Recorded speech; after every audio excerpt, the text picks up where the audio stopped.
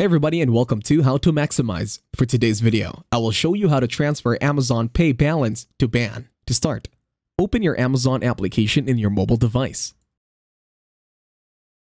Here, you're going to be heading over to Amazon Pay.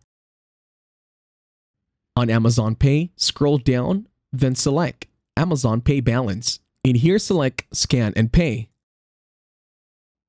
Then in here, you will need to scan, or you could also upload from your gallery. Select Scan from Gallery.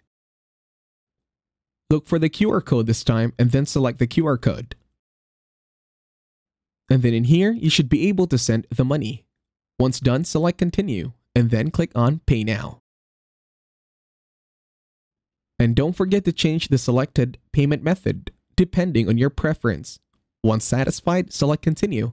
And that's it. Thank you very much for watching. Please leave a like, share, and subscribe to the channel.